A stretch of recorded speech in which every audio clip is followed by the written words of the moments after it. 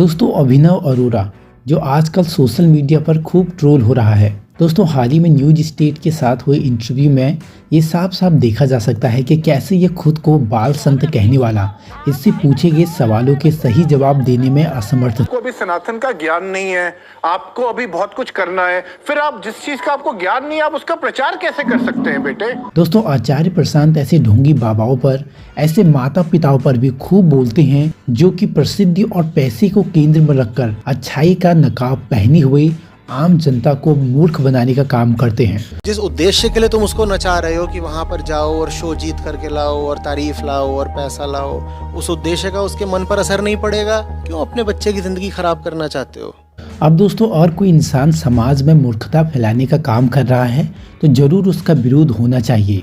इसका समर्थन मैं भी करता हूँ। पर दोस्तों इस सब कंट्रोवर्सीज के बीच एक सवाल जिस पर सबसे कम बात हो रही है वो यह है कि एक्चुअल में दोषी कौन है। क्या असली दोषी ये बच्चा है या फिर इसके पेरेंट्स या फिर इन सब के पीछे किसी और का ही हाथ है। दोस्तों आचार्य प्रशांत कहते हैं कि कोई समाज कैसा है इसका पता आप इस बात से लगा सकते हैं कि उस समाज में कैसे लोगों को प्रसिद्धि मिल रही है। जिस समाज में जिन लोगों को प्रसिद्धि मिलती है पूरा समाज उन्हीं की तरह होने लगता है। अब दोस्तों ऐसा तो नहीं है कि ये सो कॉल्ड बाल संत हमारी समाज का पहला और आखिरी बच्चा है। अगर हम अपनी पूरी हिस्ट्री देखें तो ऐसे बहुत से ढोंगी लोग आते रहे हैं। अब दोस्तों किसी खेत में कोई फसल तभी उग सकती है जबकि उस खेत की मिट्टी उस फसल के लायक हो। यानी कि इसका क्या मतलब है? तो हमारी समाज का जो वैल्यू सिस्टम है वही गड़बड़ है। हमें उसी को सुधारने की जरूरत है।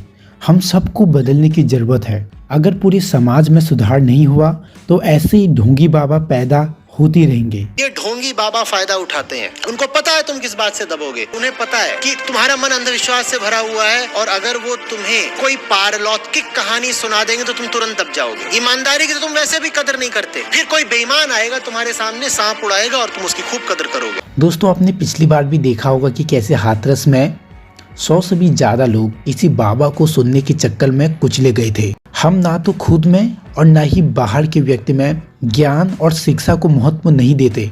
हम बस बाहरी दिखावे पर चलते हैं और दिखावे पर चलने का नतीजा यह होता है कि कोई भी व्यक्ति किसी अच्छी चीज का दिखावा करता है और हमारा समाज उसी की तरफ बढ़ने लगता है, उसी को आइडल मानकर। अब दोस्तों जैसे कि ये दो तस्वीरें देखिए और बताइए कि आपको कौन सा इसमें एक संत जैसा लग रहा है। ऑब्वियसली दोस्तों ज्यादातर लोगों ने इस पिक्चर को एक संत की पिक्चर माना होगा क्योंकि दोस्तों इस पिक्चर में जो दिखावा है वो काफी अच्छी तरीके से किया गया है। पर दोस्तों हमें दिखावे पे नहीं बल्कि कौन सा व्यक्ति कैसी जिंदगी जी रहा है और उसकी बातों का हमारी जिंदगी में क्या असर पड़ रहा है, क्या उसकी बातें हमें आजाद और आत्मनिर्भर बना रही है, हमें एक जिम्मेदार व्यक्ति बना रही है, इस पर ज़्यादा ध्यान देना चाहिए। तभी यह समाज सही दिशा में बढ़ सकता है। और ऐसे व्यक्ति समाज को मैनिपुलेट करने का काम कर रहे हैं, ऐसे व्यक्तियों से समाज को बचाया जा सकता है। सो आई होप फ्रेंड्स आपको ये वीडियो अच्छी लगी होगी। आप इस बारे में क्या कहते हैं कमेंट बॉक्स में ज़रूर बताइएगा।